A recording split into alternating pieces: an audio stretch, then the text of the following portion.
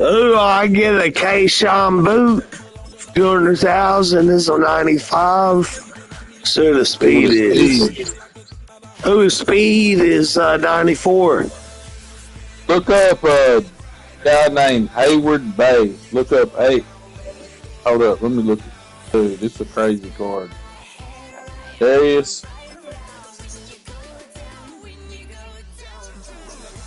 Tell you what's put in.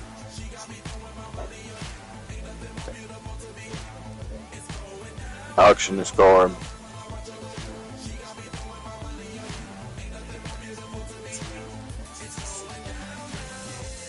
Yeah. What? I gotta pick the kid. I gotta go pick my kids up. Alright, which one should I get?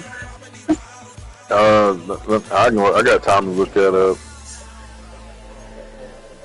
I mean, this one's 95 overall with 94 speed. That's better than Reggie Wayne. He's got 97. He's got 97 speed.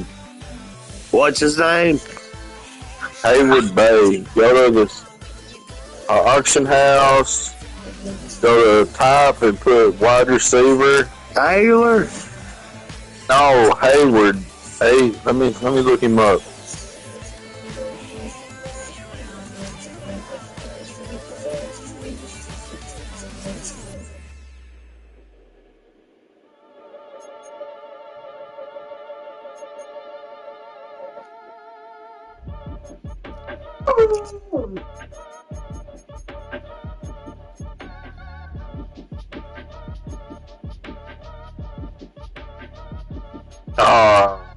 If you can afford him. Damn, I didn't know he's a $1 million card. I'll just get that 95. It's got 94 speed. That's good. No, it ain't. That's slow. It's better than Reggie Wayne. Better keep looking. Nah. Look. He's got 94 speed. Look, Reggie Wayne's got 93 speed. This guy's got 94. And here's one for 100,000. It's got 94 speed. 94 speed ain't nothing. Yeah, but this is a 95 overall. He's got 97 catching. Look up. Better get something like that Tyreek Hill, Deshaun Jackson. Look at that Territoria McMillan. Or even that Randy Moss. Look at that Randy Moss. Ain't looking at none of the good cards. It's a 96, nigga. Look. 96 with 96 speed. I gotta get my kids. That's good though, huh?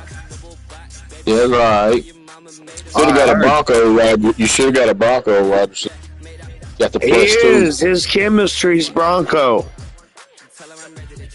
Who is? The one I just bought. His chemistry went up. It's Bronco. Probably. Hey, Sean Boo 96 overall, 96 speed.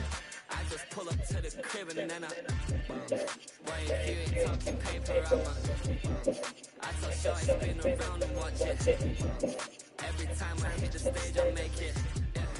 I just pull up to the crib and then I.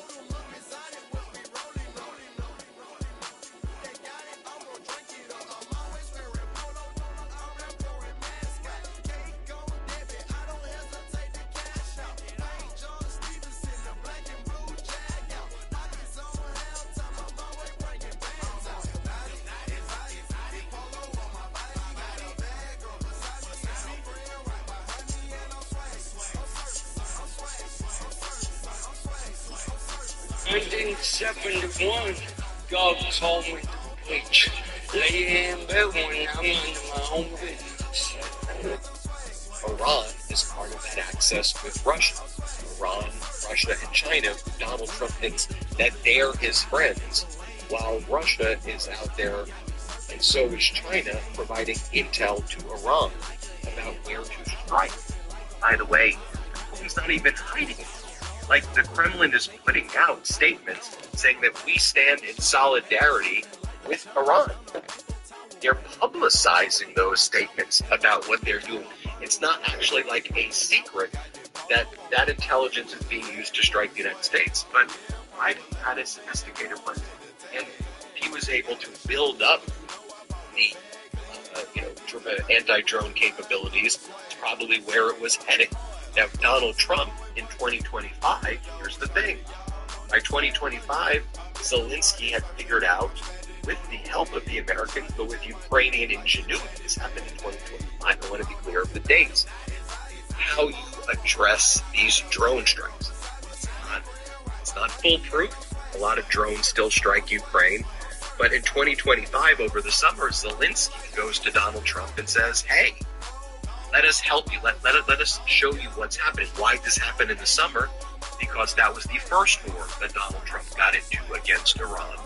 And when you started to see, okay, is Iran going to use the same Shaheeds that are being used in Russia and being used in Ukraine, Zelensky's like, let us help you. Here, pull that graphic back up right there. And if you take a look at this graphic, you can see that Zelensky, according to Axios, in August of last year, Ukraine's President Zelensky showed Donald Trump a presentation detailing the effectiveness of Ukrainian counter-drone technology and offered it to the U.S. in the event of war in the Middle East, warning that the Iranians were proving the effectiveness of their drones. U.S. officials did not entertain an offer at that time, and that was a critical moment because that's when Zelensky truly knew how to counter it. How the threat had increased. Yes, there were drones that were being used Biden was in office, but they really accelerated it in 2025. It's taken to a whole new level. Escalation of this drone warfare, and Trump didn't want to hear it. Instead, what was Donald Trump doing in August of 2025?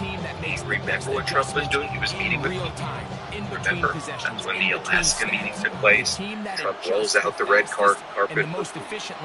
He makes our soldiers bend down on their knees and basically kiss Vladimir Putin's shoes. Remember, there's actually like a photo of our troops on their knees, looking at like Putin's feet. As Donald Trump then kind of waddles in the red carpet and he couldn't walk in a straight line, he praised Putin how big this was going to be, this incredible summit. And with Putin totally played him all behind the scenes. Zelensky was trying to help him, but the United States refused. Yeah! Sit down, boy! United States, sort of, but you have Eric Trump is now a major part of this drone company, and this drone company in the U.S. wants the Ukrainian anti-drone and drone technology. So it is a Trump-related business deal, is essentially what's taking place right now. And so the Middle East on board, you have showing what Iranian's foreign minister is saying publicly. Just that they're trolling Donald Trump on social media. The Iranians are trolling Trump. So you have the foreign minister, G, says the claim that Iran was planning on attacking the U.S. or U.S. forces, whether preventively or preemptively, is a sheer and utter lie. The sole purpose of that lie is to justify Operation Epic Mistake, a misadventure engineered by Israel, paid for by ordinary Americans, and their National Security Council advisor, Ali Larijani, responsible for Trump's social media posts. And Donald Trump's social media post says the following. This was from late last night. Trump rants and raves like a lunatic. If Iran does anything that stops the flow of oil within the Strait of Hormuz, they will be hit by the United States of America 20 times harder than they have been hit thus far. Additionally, we will take out easily destroyable targets that will make it virtually impossible for Iran to ever be built back as a nation again. death, fire, and fury will reign upon them. But I hope and pray that it does not happen. This is a gift from the United States of America to China and all those nations that have used the Hormuz Strait. Hopefully it is a gesture that will be greatly appreciated. Thank you for your attention to this matter, Donald Trump. And then our energy secretary posted on social media a lie that the United States Navy was helping ships go through the Strait of Hormuz. And then the energy secretary had to remove it because it was just entirely false. The U.S. Secretary of Energy, Chris Wright, claimed this morning that he now deleted news that the United States Navy had successfully escorted an oil tanker through the Strait of Hormuz, with the post being removed only minutes later, and officials denying that the Navy had carried out any such operation through the Strait or Iran. So what else is this? Is that the Trump regime is manipulating the markets right now. And so they saw on Monday that the markets were going to take to like a Great Depression level. Now, systemically, our economy is just being destroyed by Donald Trump. Can't even imagine what the next inflation reports are going to show, what the job losses will show. Just think of the jobs report last month, an utter disaster. That was what 92,000 jobs that were lost. Inflation was surging before this. Now you raise the price of gas, inflation's going to be crushing, but the markets were absolutely crashing. And the price of oil per barrel was soaring. So what the Trump regime keeps on doing now, they keep trying to come out with good news. Remember, like with Trump's Liberation Day, which was Liquidation Day, you'd have the markets crash, and then he would say something, and they would go up, then it would crash, then it would go up. They're doing that over and over again right now. So they're just making things up, just like complete and utter lies. And it's, it is deeply, deeply tragic that this regime in the United States just can't be trusted at all. With anything. And I've said it before on some of my other programs. It's like comic book stupid propaganda. I think all propaganda is bad usually, but this version of the propaganda is like just the dumbest. It's like stupid and dumb, and it's like, what are you talking about? Like, at least in some other regimes fully fueled by propaganda, it's like, I don't know, a little bit smart, and there's like a plan, and the messaging is at least repeated over and by the same people. But like the Trump regime just makes up different things. Why'd you go to war? Well, Israel told us to do it. Actually, Israel didn't tell us to do that. We didn't say it. Literally just said that. So why else did you do it? They were going to strike us with nuclear missiles in 5 days. Really? Where'd you get that from? We learned that. Told you that. Jared Kushner and Steve Witkoff told us that. That's the new one. The new one is that Kushner and Witkoff told Trump that we were days away from nuclear annihilation. They moved to that. Well, what are we in war for? Regime change. So we're there for regime change? No, we're not there for regime change. Well, what are we there for? To get rid of their ballistic missiles. Okay, so we're there to get rid of their ballistic missiles. No. What are we there for? Just want to bring somebody from the Islamic Republic who likes Donald Trump. Okay, so what's going to happen with the people in Iran who want democracy? We don't like them. They're maniacs. They're lunatics. All Iranians are lunatics. That's what Donald Trump was saying during the press conference.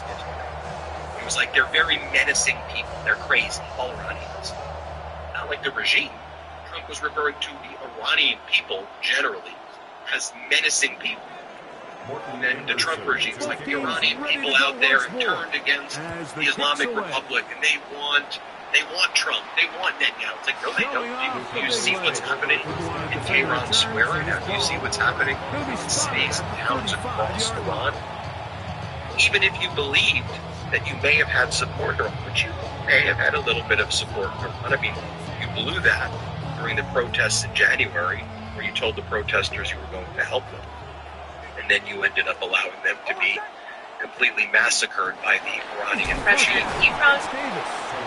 You said go out there and protest, and then you said I got your back. If a single Iranian gets killed, you said I got your back, and you didn't have their back. And now, even some people who are against the Ayatollah may have been sympathetic when you they tomahawk missile a little girl's elementary school and then kill 150 little girls, 185 people in total. And then you go by and say the Iranians use the tomahawk to do it when Iran doesn't have them. Or do they have tomahawk launchers? Y'all remember Ukraine wanted tomahawks, remember that? And the United States wouldn't give it to Ukraine. We don't give tomahawks to Iran. Trump didn't give it to Ukraine because Trump despises Zelensky and loves Vladimir.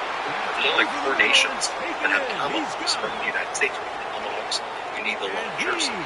And at the site, the elementary school, the tomahawks have made in the U.S.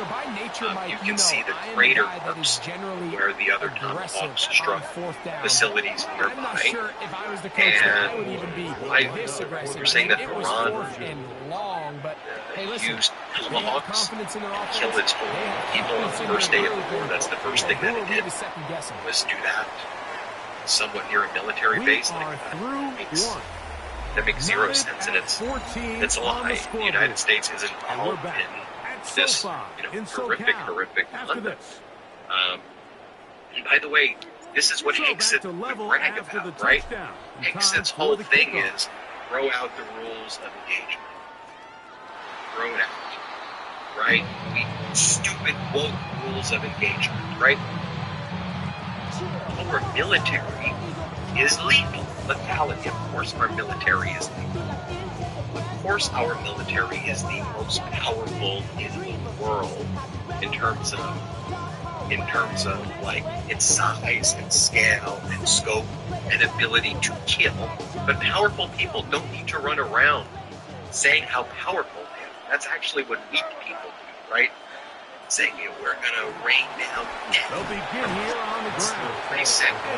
But that's how the American people, that's how this Trump regime is speaking. And it has consequences. It's rallying the Iranian people around the new Ayatollah Mojaba. He's more extreme than his dad, the old Ayatollah. And you've got people out there who are out there. I mean, Jeremy, do we have the clip? I'll show you Tehran Square right now. Watch for my cue, Jeremy, because I don't need to play the whole thing. Whenever I show what's going on in Iran, I always want to give you a disclaimer, because Iran is led by terroristic means. I'm not trying to justify what we're doing. I'm not showing support for the Iranian regime. I always want to flag and contextualize why am I showing these things. Because in the United States, there is propaganda here that looks like the Russian propaganda you see about Russia's invasion of Ukraine. That's what our media shows you here. I do want you to recognize that there's Iranian propaganda as well. They're going to put more things on their state TV to show their version of events and to propagandize. What I do want to show you is that there are a lot of people out there right now supporting Mojab. And when you hear either in the background, it's laughter and ear explosions. It's been stated by Iranian media that those explosions are missiles coming in from the United States. I don't know if that to be the case, so we flag that. For all we know, fireworks, it can all be part of an elaborate setup by Iran as part of their propaganda. To tell the 100,000 people in Tehran Square, all right, we're going to set up the fireworks, everybody. And then everybody, when we do it, let's show the camera how angry you are. Do I know one way or another? Here's what I do. I do know that Israel has been bombing the oil rigs in Iran, creating these mushroom clouds of black smoke that makes it look like a nuclear winter there. And I think in the future we'll find out that hundreds of thousands of people in Iran will die of cancers heretofore unknown as a result of the blowing up of these oil rigs and the chemicals that were released. We know that they were doing that. We do know that the United States and Israel has been targeting desalination plants of Iran for people to get drinking water, purified water. So we do know that. We do know that over 1,000 civilians, perhaps more, have been killed in addition to the 150 at the elementary school have been killed by the United States and Israel.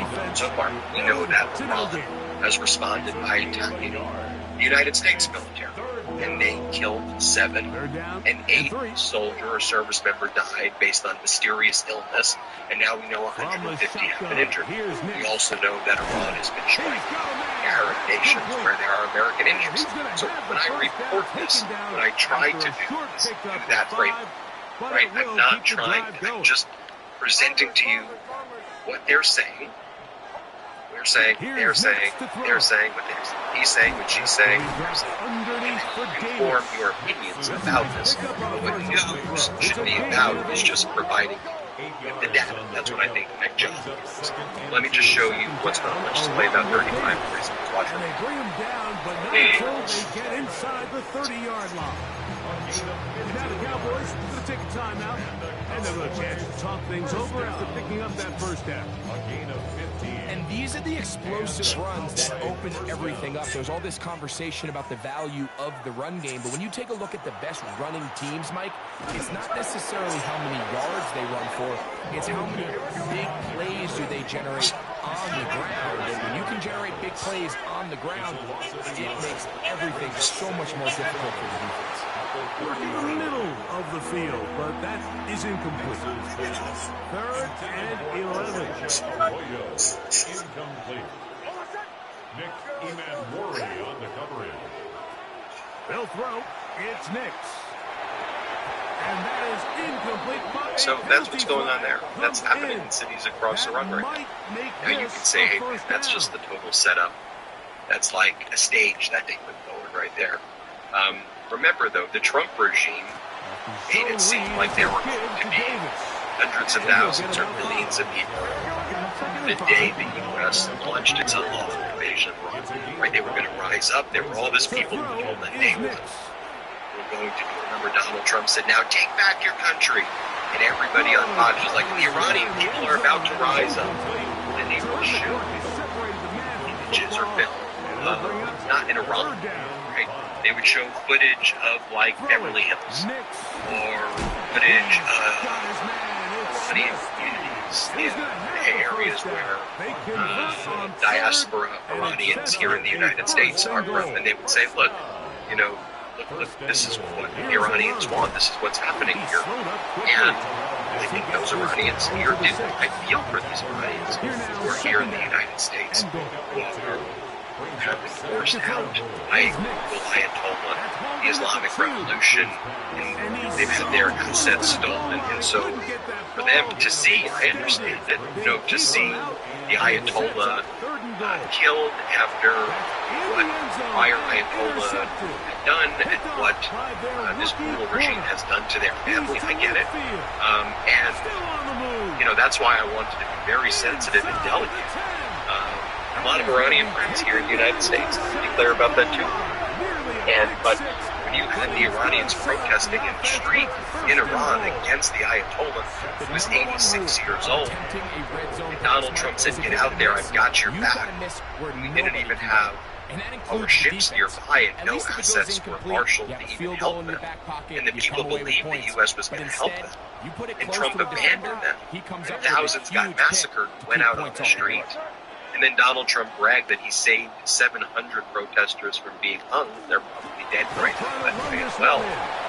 By the way, Trump keeps sending Iranians from the United States who have sought asylum back to Iran by the thousands. The Trump regime, you don't hear about it a lot because often in the brutality of the Trump regime's ICE and Border Patrol Gestapo, they've gone after a lot of other groups as well. That those stories are told more frequently. A lot of brutality happening there, but it's hard to keep track of everything this disgusting Trump regime does. But the Trump regime has sent hundreds, if not thousands, of Iranians who sought asylum back to Iran, put them on planes, shipped them to Iran, and probably killed. They're probably dead right now. And just think about it. They're asylum seekers from Iran.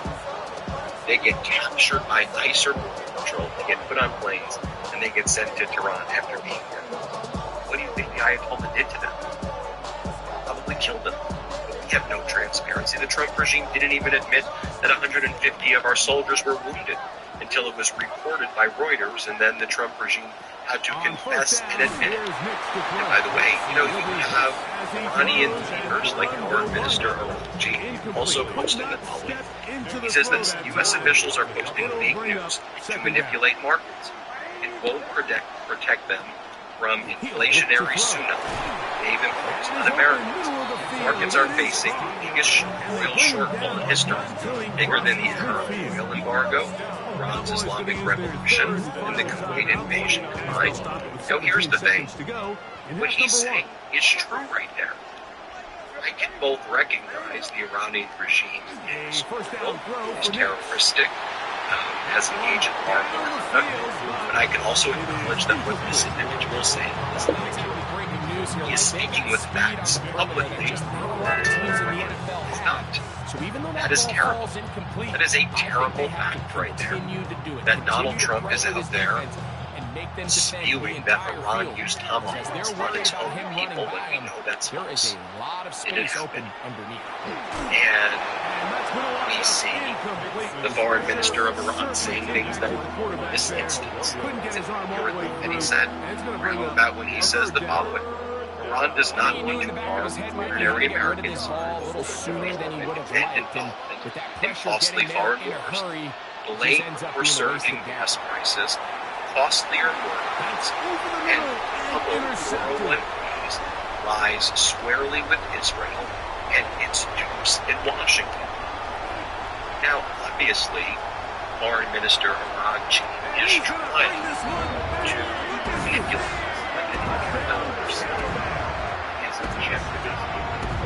We saw it earlier, the defense on the quarterback with the earlier interception in that practice. So not only do they pick up, they turn it into a pick six. And Mike, the reality is this has just been a first half throwing the football. I mean, not only is it a second interception, but this time the defense gets their hands on the ball, and they're able to take it all the way back for the pick six.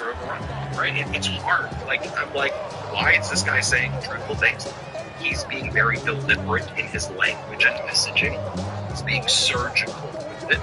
He knows the target audience here in the U.S. are people who are psychologically tortured, living paycheck to paycheck. People here who don't want foreign wars. This is the least popular war in American history at this time. Just started. So he knows those dynamics, and he's appealing, manipulating to the sympathies of the American people, but he's used them. Then you contrast that to Donald Trump's illuminating speeches, where Donald Trump is asked, well, what's your message to the Iranian people? Are you going to help the Iranian people out? Are you going to, do anything for them because they are, worried? What's your objectives regarding, people out there want to, we're protesting? Are you gonna try to help them out at all? And Donald Trump's response is, the Iranian people are a menacing people. They're all very menacing people and, very conservative. It's like, okay, well, if you had